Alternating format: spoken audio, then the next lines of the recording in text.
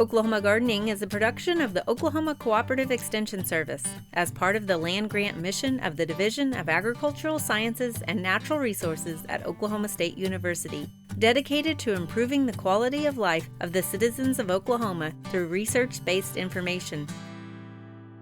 Underwriting assistance for our program is provided by the Oklahoma Department of Agriculture, Food, and Forestry, helping to keep Oklahoma green and growing. Today on Oklahoma Gardening, we kick the show off with October Hort tips. Steve Upson shares with us his bunker planter. Laura is back with another cool tool that's perfect for the fall. I talk about shade gardening with Dee Nash. And Barb prepares a warm soup for those cooler evenings.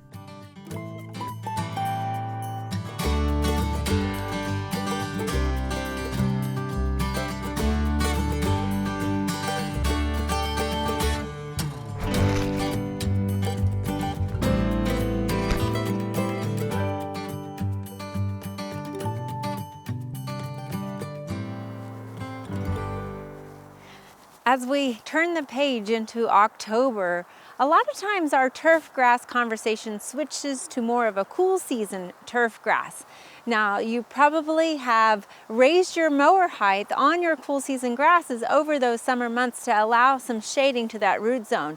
At this point, you want to go ahead and lower that mower height on your cool season grasses to a 2.5-inch height. Also, it's not too late to reseed or replant some of your cool season grasses, or to go ahead and sow a new cool season lawn if you're wanting to do that. In fact, seeding cool season lawns in the fall is often better, as it allows that plant to get established going into more appropriate cooler temperatures versus in the springtime when those plants would be establishing themselves as they go into the summer heat. Now, switching back to our warm season grasses, while you might think you're off the hook with mowing, you want to make sure that, we never know when the cool season temperatures are going to arrive, and that first freeze will kill that Bermuda grass. So you want to make sure that last mowing, you go ahead and trim and edge everything nicely so that your warm season grasses have a nice, tidy, dormant look over those winter months. Now, switching to our landscape and also our vegetable garden, there's still some things to do to take advantage of these mild temperatures.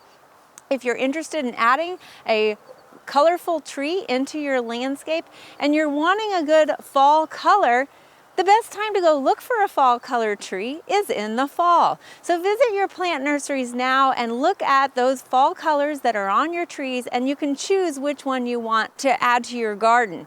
While the vibrancy of the fall foliage can change from year to year, the color is not going to change. So if you get a red fall foliage tree, it's going to be red from season to season. Plants such as Chinese pistache that are seedlings can often vary from red to yellow. So you want to make sure that you're getting the one that you want. Also, now's a great time to plant those trees out into your landscape.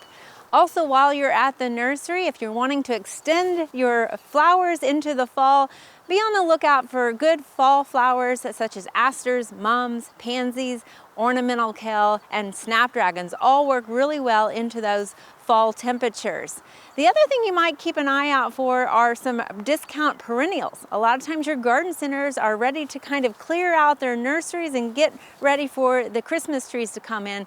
So while some of those summer perennials might not be looking their best after enduring a hot summer in a container out in a nursery, and they're probably past their prime and blooming, you can get some really good discounts, and it's a great time to plant those in the garden. And speaking of perennials that you might already have existing in your landscape, if you notice that they kind of were getting a little big for their space in your garden this summer, it's a great time to also dig those up and divide them, especially your spring blooming perennials such as daylilies, peonies, and allium. Also, hostas can be divided easily this time of year as well. Now, as we switch to our vegetable garden, it's time to consider getting our last harvest. So that means sweet potatoes, our winter squash, and of course those green tomatoes that we need to harvest before our first frost comes in. Now, also is a good time to go ahead and clean out that vegetable and start planting a winter cover crop.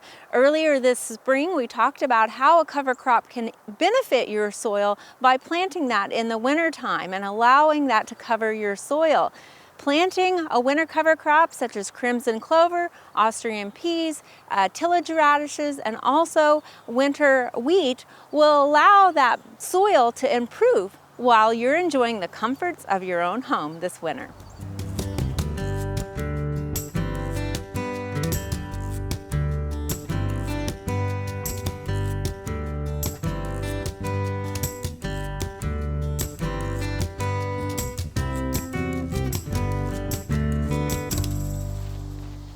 Today we are here in the backyard demonstration garden to take a look at another raised bed design. And as we know, all the different raised beds offer different options to the gardener. So today we're looking at one that does include featuring repurposing of tires. And to talk to us about the construction of this bunker design raised bed is Steve Upson with the Noble Research Institute.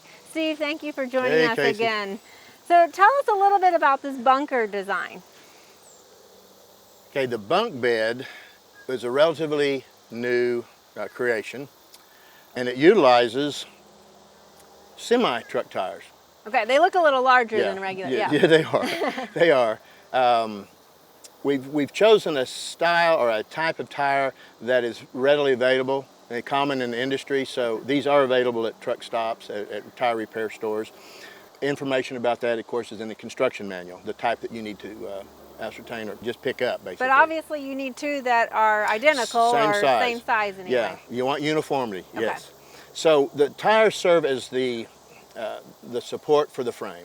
Okay. And we support the tires with posts. All right. We've got 2 posts on each end. So those kind of prevent this round wheel from rolling anywhere, huh? Right, and keep it from falling in until we get the sides constructed using 2x4. Okay, so talk a little bit about the construction. It looks like we've got some wood disc. Is that wood that's on It's the wood. inside of It there? could be plastic if you have access to some plastic materials. But obviously the wood is more prevalent.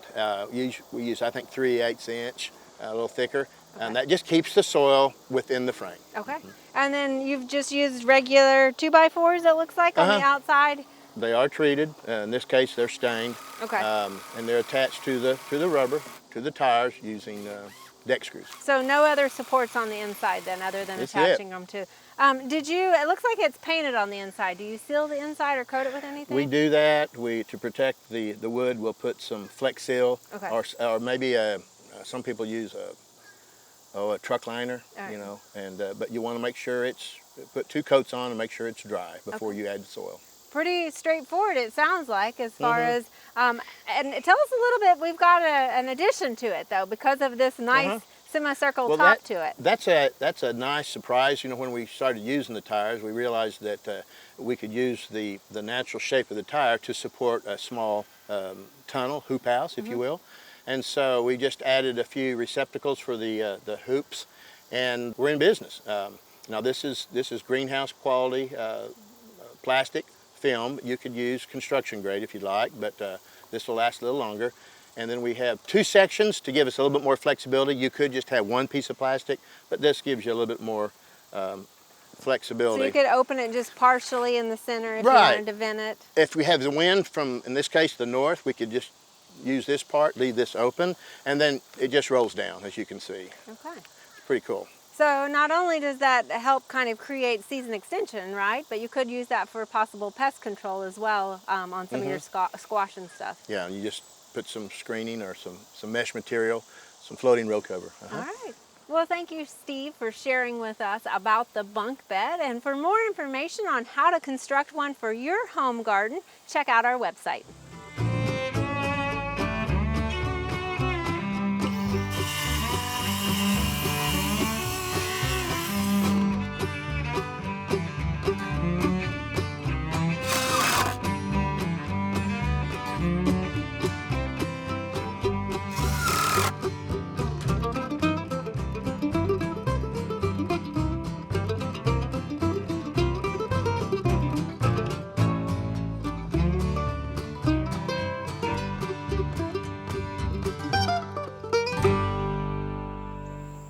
Hello everyone, it's me again with another cool tool.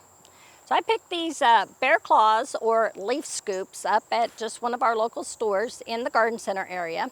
They're fairly inexpensive, but I find that they're very well made for the price. So they have these nice little tines here that you can rake, but they have this big surface area for you to actually scoop your leaves to put them in your containers. Now, if you're like me, in the past, I've used my leaf rake here, and then I would scoop it up and use my hand up against the rake, and that's how I would scoop my leaves. This little tool here is going to help you out a lot because you're going to be picking up a lot more leaves or debris in your garden. So I hope you give them a try.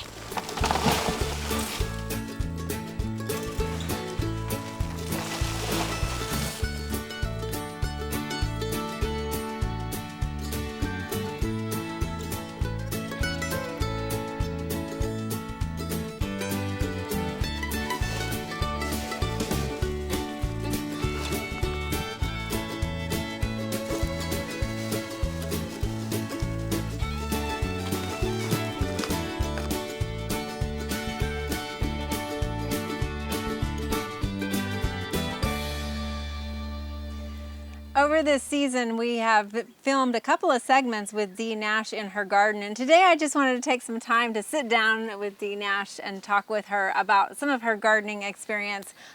She is a wealth of information, and if you follow her blog, Red Dirt Ramblings, I know you probably have gotten to know her personality just as well as knowing her in person. So Dee, thank you for having us again here and enjoying the shade garden with you a little bit, right? Yeah, it's a hot nice. day today. It's a very hot day today. It's so nice to be in the shade. Yeah, so tell us a little bit about, I think shade gardens are always important because you need that sort of respite when you're out, working in the garden in the sunny part. Right. I think shade gardens can be really great and have beautiful texture, but I don't think I was very good at it until recently because I think it took a lot of learning over a lifetime to figure out what worked in my area. Okay. And what works are hydrangea paniculatas and dogwoods and things like that, and hostas, some hostas, and maidenhair fern. Okay.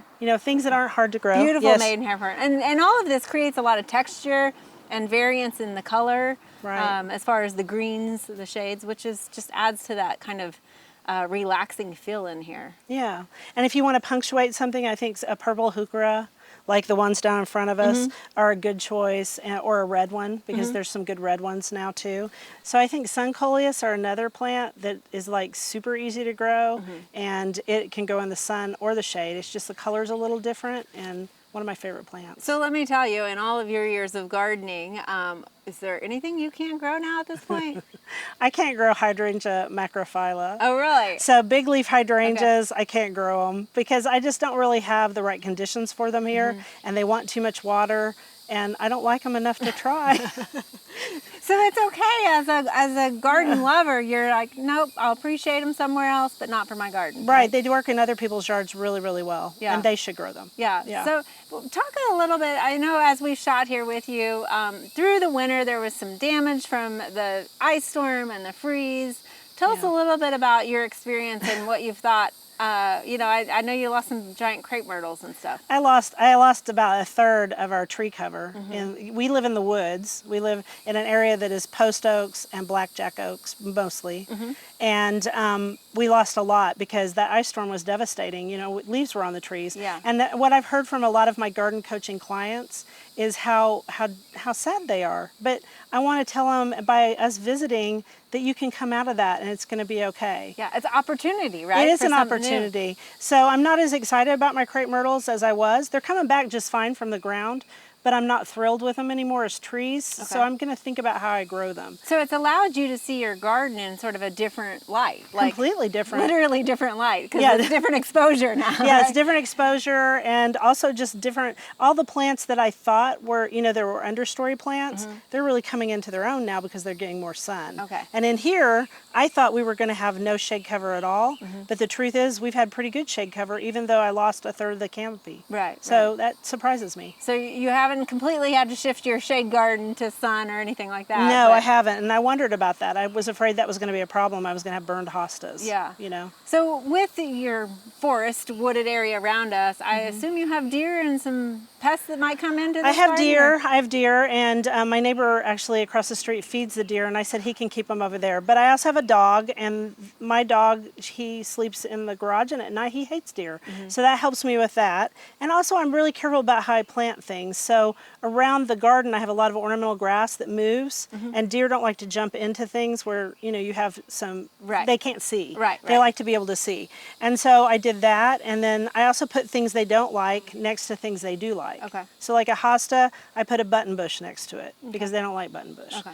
Or I grow something like millennium alliums because they don't like those either. So you just kind of intermix, hopefully enough stuff that when they're foraging, they They get stay away from something I like. And out there where I get really big deer pressure out against the road in those beds, I'm really careful to do almost all deer unfriendly plants. Okay.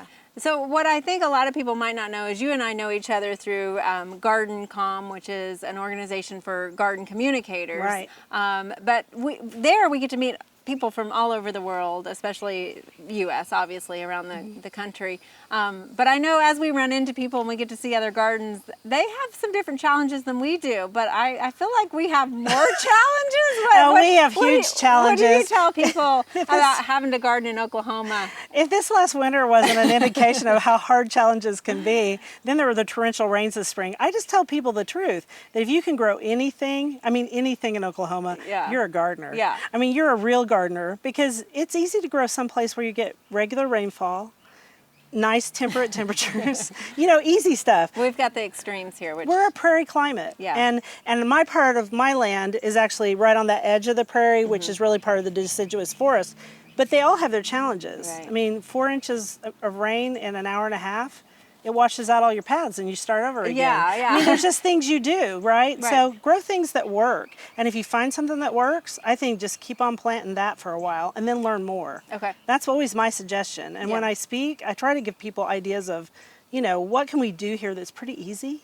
Because it isn't easy anyway. Right, and you have killed your share of plants. I want to go Oh. ahead and I know that's not a Yeah. secret, Right. but I want to share that with people. I've killed more than my share of plants. I mean, I've gardened here for 32 years, so Yeah. I've killed a lot of stuff. I think I killed something last week. And I think for people that are new to gardening to know that it's okay. We've all had some failures. I and- have regular failures Yeah. because you can try to plant for dry weather and then we'll get a torrential rain. It's not necessarily your fault that you kill it. And I Right. think if you don't kill stuff sometimes, you aren't stretching yourself. Okay. So All that's what right. I think. Well, thank you for sharing those pearls of wisdom there with us, Dee. Appreciate it. And thanks for having us out in your garden. Oh, it's been so much fun.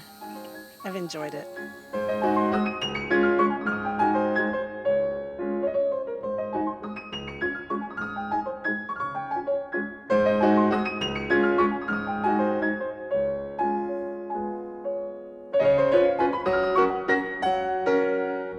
Today I'm doing fennel and mushroom soup. This is something that's great for the holiday season or for other times when you're busy, but you want to have something hot in between. Maybe you're going out caroling and you need something hot when you get back. It doesn't always have to be cocoa or hot cider. It could be some kind of soup as well.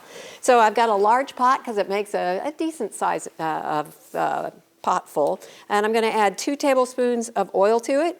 Make sure your pan is hot before you add the oil. You're less apt to have sticking. And then when the oil gets hot, then you can go ahead and start adding the other ingredients. So I have about a cup of chopped onion. And I'm also going to add a cup of diced red bell peppers and a cup of thinly sliced celery. Here goes the celery. Here goes the red bell pepper. And I also have about a cup and a half of potatoes that I've diced a little bit larger than the others, and I used red potatoes because I wanted them to hold their shape. And then I've got 4 garlic cloves that I've just thinly sliced instead of doing what we usually do with them, which is cut them down into a finer dice. And we're going to let this simmer, saute for about 5 minutes. And then we'll come back and we'll add a few more ingredients. This does take a little bit of time to get ready, but it's things that you can pretty much do all the chopping and dicing ahead of time. The only thing that you probably don't want to do too far ahead would be the potato. Other than that, you can go the morning before, the evening before, even almost the weekend before. Now, this recipe has fennel, as you may have assume, since the name of the recipe is fennel and mushroom soup. So this is the fennel. We're using the bulb of the fennel. Other parts of the fennel are useful as well, and if you wanted to save a few of the fronds, you could do that and use it as a garnish on the top. Fennel is often said to have a licorice flavor. You're going to wash it off like you would other things, and then I usually will cut it in half. And I'm doing it now because I wanted you to see the inside. All of this is useful except pretty much that core. So what I will often do is cut it like I would cut an onion. So slices down this way until you get the size of dice. Like an onion, it's going to fall apart into bits for you so that as you cut it, it's going to break apart into smaller pieces. The other thing that you need to see as I'm doing this is you can see that inside it, just like a leek, you're going to find dirt. So you're going to have to make sure that you wash that well on the inside. If you find that it's there and you weren't aware that it was going to be there, put your cut pieces into a bowl, rinse them with water, and then let that water pour it off so that those pieces of insect or soil or whatever that is are left behind in the water, and then you can go ahead and dry what you're using. You don't want to use it wet because you don't want it to cause the sauteing to stop. So again, we'll come back in just a few minutes. The other thing you want to make sure you get out is that you take out that core. As you work your way down to it, just take that out by cutting in a wedge shape and removing it, or slice it and just take it out of the slice. Okay, we're putting things in here in different stages because certain things are going to need longer for their flavor to develop or to break down, for longer to cook, such as the potatoes. We're ready to add the fennel. You'll notice I've got a few little bits of frond here. That's perfectly fine. We're going to go ahead and add those in. This will continue to cook for about 6 minutes after the fennel is stirred in, so we'll come back to it. Okay, remember we're building flavors a little bit at a time. So the next one that's going in is about 6 ounces or 2 cups of mushrooms. Now I'm using button mushrooms. You could use button mushrooms or cremini mushrooms, whichever one you happen to have. They're going to, again, develop or add some meatiness to this. Cremini ones have a little bit more flavor than the button ones do, but either one is going to work really well in this kind of a recipe. This is going to cook for about 5 more minutes, then we're going to add some other ingredients and it's going to be able to sit on its own. This has developed some great flavor because we have all these vegetables that are in there producing the flavors blending together, but we're going to boost it a little bit. I've got a teaspoon of dried basil and a teaspoon of lemon pepper. And these two are going to go in there. We're going to stir those in just briefly, get things moved around a little bit, and then I'm going to add a quart of low salt or no salt vegetable broth. Because we have all these other flavors in there, we don't need a lot of salt in it. We're going to add a little bit later on. If you wanted to make this a vegetarian or a vegan meal, you could do so by using vegetable broth. I'm going to add an acid to this now, and this is one of the reasons also that we do a lot of the cooking ahead of time, because when you have an acid in with vegetables, they tend not to soften up much. So I'm going to add just a little bit, a tablespoon of apple cider vinegar. Now I'm using apple cider vinegar. Oftentimes we use a different acid. We use lemon juice, but this will do the same thing as far as perking up the flavors and giving a little brightness. And I'm going to add a little bit of salt. I'm going to add half of what the recipe calls for. It calls for a half a teaspoon of kosher salt, and I'm going to add about half of that because I want to taste it later on, and this is going to have those flavors blend, have them develop, and I don't want to have more salt in it at the end than I want. I can always add it in, but it's a lot more difficult to get it back out. This is then going to come up to a boil, and then we'll simmer it for about 25 minutes. No need to cover it. Okay, we're going to taste this now and see if we have enough salt in it, because not only did we add salt to it, we also added mushrooms, which contain glutamate, like in monosodium glutamate, that same kind of flavor, which really enhance the flavors that are there and make them taste bigger than they are, including the salt. So I'm going to take a little taste of it, see how it is. I think we're going to add just a little bit more salt. So I'm going to go ahead and add the rest to it. Remember, if you add too much salt to a soup that you're cooking, you can add a potato to it, but then you have to keep cooking it and then throw that potato away. It will absorb some of the salt, but better not to get to that point to begin with. All right, this is ready. We're ready to go. This makes 4 servings. Again, it's an awesome soup, and one of the few soups that you find now that doesn't already have tomatoes in it. So it's got a little bit of red because of the red bell pepper, but the tomato's not there. So I've added a few tomatoes around the side.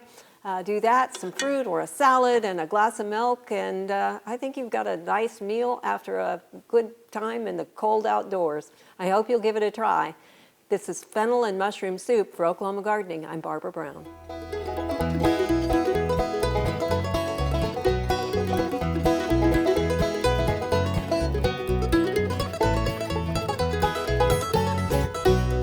There are a lot of great horticulture activities this time of year. Be sure and consider some of these events in the weeks ahead.